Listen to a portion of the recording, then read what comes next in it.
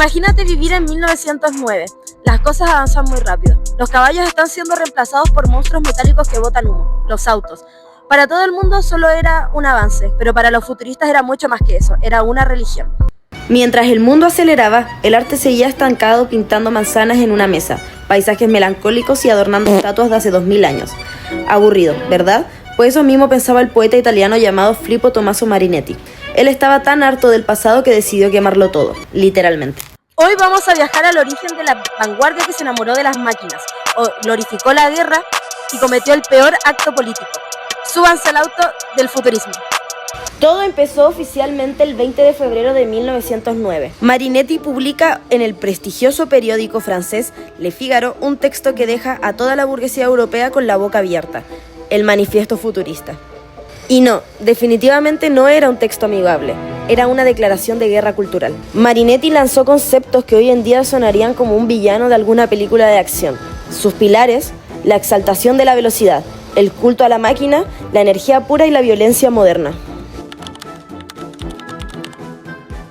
Sí, y así como se escuchó, los futuristas creían que Italia estaba sumida en el atraso por culpa de su obsesión con la tradición y el arte clásico. Para ellos, los museos eran cementerios. Marinetti llegó a escribir una de las frases más icónicas del siglo XX. Un automóvil de carreras con su vientre adornado de gruesas tuberías parecidas a serpientes es más hermoso que la victoria de Samotracia. O sea, sí, para este tipo, un caño de escape ruidoso tenía muchísimo más valor artístico que una obra maestra de la antigua Grecia. Pero entonces, ¿qué es exactamente una vanguardia? Si te lo preguntas, en el arte esto significa ser la primera línea de combate. Venir a romper las reglas vigentes para crear algo completamente nuevo y acorde a la era industrial. Y por supuesto, Marinetti no estaba solo. Pronto se unieron los pintores y escultores hambrientos de caos. Umberto Boccioni, Giacomo Balla, Carlo Carrà y Gino Severini. Juntos formaron el núcleo duro del movimiento. Bueno, pero la teoría suena súper rebelde, pero ¿cómo mierda pintas la velocidad en un lienzo que está completamente quieto? Ese era como el real desafío. Los artistas tradicionales pintaban momentos congelados. Los futuristas querían pintar el tiempo. Observemos juntos esta obra maestra de Giacomo Balla, Dinamismo de un perro con correa. Si lo miras así rápido, de golpe, parece un meme borroso o una foto mal sacada, pero en realidad es una genialidad. Inspirados por la cronofotografía, que son los primeros experimentos del cine que dividían el tiempo en fotogramas, Balla pintó decenas de patas para el perro y para la dueña. Él no busca mostrar al perro, él busca mostrar cómo éste se está moviendo. Las características claves del arte futurista eran súper claras. Sensación de movimiento constante, figuras repetidas para simular velocidad, líneas dinámicas que cortan el espacio, colores intensos y contrastantes, rojos furiosos, naranjas, amarillos, azules eléctricos y negros para transmitir solamente energía. Temática urbana, nada de campos o flores. Aquí pintamos máquinas, fábricas y ciudades muy ruidosas. Y si en pintura era difícil, imagínate en escultura. Miremos esta locura de Umberto Boccioni. Formas únicas de continuidad en el espacio. Es una figura humana caminando, pero los músculos y la ropa parecen derretirse o deformarse con el viento y la velocidad. Es como si el personaje fuera tan rápido que el espacio a su alrededor se estuviera rompiendo. Pero el futurismo no se quedó solo en cuadros o esculturas. Ellos querían literalmente rediseñar el mundo entero, y una de sus mayores revoluciones fue la tipografía. Marinetti mandó a la basura la gramática tradicional, los puntos, las comas, la alineación perfecta. Creó las palabras en libertad. Experimentó con letras de diferentes tamaños, fuentes orientadas en diagonal o en círculo para transmitir sonido y velocidad directamente a través de los ojos. En 1912, Marinetti escribe el famoso poema sonoro Sanctum Tum. Básicamente describe un bombardeo usando onomatopeyas. Es pura agresividad auditiva. Y aquí va a entrar otro loco del futurismo, Luigi Russolo. Russolo dijo: la música clásica es aburrida, siempre usan los mismos instrumentos tradicionales. La vida moderna está llena de ruidos hermosos, tranvías, motores, fábricas, multitudes. Hagamos música con eso. Russolo inventó una máquina llamada intonarumori, que generaban crujidos, silbidos, estruendos y golpes metálicos. Básicamente, Russolo inventó el ruido industrial y las bases de la música electrónica moderna e incluso el punk y el heavy metal en 1914. ¿Y el único problema? El público de la época no estaba preparado. En sus primeros conciertos en Milán y en Londres, la gente empezó a abuchar, a tirarles verduras, terminaron en puñetazos limpios con el público. Lo cual, para ser justos, a los futuristas les encantaba. Recuerden que para ellos la bufetada y el puñetazo eran un arte. Aquí es donde la historia de rebeldía artística toma un giro completamente oscuro. El amor de los futuristas por la violencia y las máquinas no se quedó solo en el papel. En su manifiesto tenían un tema terrible. Glorificamos la guerra, la única higiene del mundo. Los futuristas pensaban que la guerra limpiaba sociedades, destruía lo viejo y permitía crear un mundo nuevo, joven y tecnológico. Admiraban la agresividad, la fuerza y la velocidad del combate. Cuando estalla la Primera Guerra Mundial, los futuristas no se escondieron. Se enlistaron felices en la primera línea.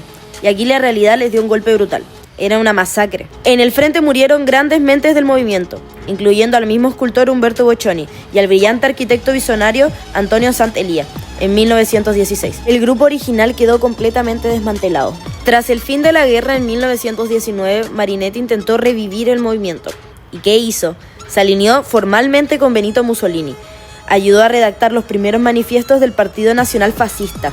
Muchos futuristas apoyaron el ascenso del fascismo porque compartían ideales clave: el nacionalismo extremo, el culto a la acción violenta, el rechazo total de la democracia liberal y la exaltación de la juventud. Marinetti incluso escribió un texto titulado Futurismo y Fascismo, donde aseguró que el régimen de Mussolini era la continuación natural de sus ideas artísticas. Pero aquí viene la ironía más grande y trágica de toda esta historia. Aunque el futurismo quería ser como revolucionario, peligroso y moderno, terminó asociado a un régimen dictatorial y autoritario. Con los años el fascismo italiano se volvió conservador, buscó aliarse con la Iglesia católica y prefirió la estética del Imperio Romano clásico en lugar de las máquinas abstractas de los futuristas. Marinetti, el rebelde que quería quemar las academias, terminó convirtiéndose en un profesor universitario aceptando las normas de la alta sociedad. El futurismo perdió su carácter rebelde original. En su última etapa, el movimiento sobrevivió a través de la aeropintura, horas fascinadas por la aviación y por ver el mundo desde el cielo, pero ya totalmente adiestradas como propaganda del gobierno de Mussolini. Filippo Tommaso Marinetti murió de un paro cardíaco en 1944, y según esto, murió el futurismo. Pero si somos realistas, ¿realmente el futurismo murió? Miren a su alrededor. Los bocetos arquitectónicos de Antonio Sant'Elia, que diseñaba ciudades hiperconectadas con rascacielos, puentes elevados y transporte mecanizado de acero y hormigón, hoy lo vemos reflejados en el Art Deco, la arquitectura moderna, el brutalismo y la estética de ciudades cyberpunk como Blade Runner o videojuegos modernos. Su música de ruido vive en la música electrónica y el diseño sonoro del cine. De todas formas, el impacto más grande no está solo en los museos que tanto ellos odiaban, está en nuestra mente. Vivimos en la era de la velocidad absoluta. Nuestra capacidad de atención está destruida. Buscamos siempre lo nuevo, lo veloz, lo inmediato, acostumbrados al formato corto de 15 segundos de un video tras otro.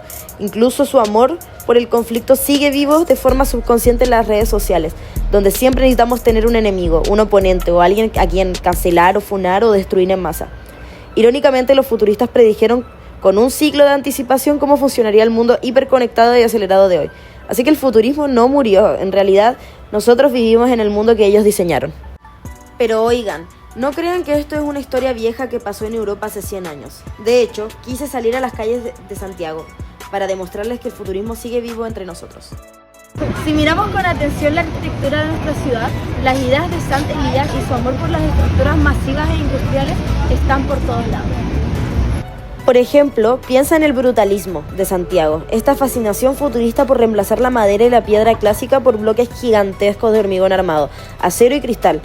Lo podemos ver en hitos como el edificio de la CEPAL en Vitacura y en el GAM, Centro Cultural Gabriela Mistral, o el mismísimo templo votivo de Maipú, que parece una gigantesca máquina de concreto apuntando hacia el cielo. Son cosas que no buscan ser delicadas ni tradicionales, buscan transmitir fuerza, energía, triunfo de la ingeniería humana sobre la naturaleza. Y si nos movemos hacia la estética del neofuturismo o el diseño de las ciudades del futuro que ellos soñaban, solo basta con moverse hasta el sector de Las Condes y Providencia. Esa obsesión por los rascacielos infinitos que se mezclan con los puentes elevados, autopistas urbanas como la del Costanera Norte, pasando por debajo de la superficie y la vida hiperconectada, es exactamente lo que los futuristas dibujaban en sus cuadernos en 1910. Ellos imaginaban las ciudades verticales que funcionarían como complejos de maquinarias tecnológicas. Inclusive, el metro de Santiago tiene mucho futurismo en su arquitectura. Con sus líneas automáticas, las puertas mecánicas que se abren solas, el hormigón que se ve a través de las paredes y la gente moviéndose en masa velozmente, es de los escenarios más futuristas que podemos encontrar en la ciudad. Se me cortó la conclusión, así que mi amigo Roberto está narrando por mí. Muchas gracias por ver, denle like y suscríbanse si les gustó, si no les gustó igual hagan lo que quiero ser famosa. La Jae del futuro les tiene unas preguntas que deben responder para saber qué tan atentos estuvieron. Pórtense bien y les doy un fuerte abrazo. Chao.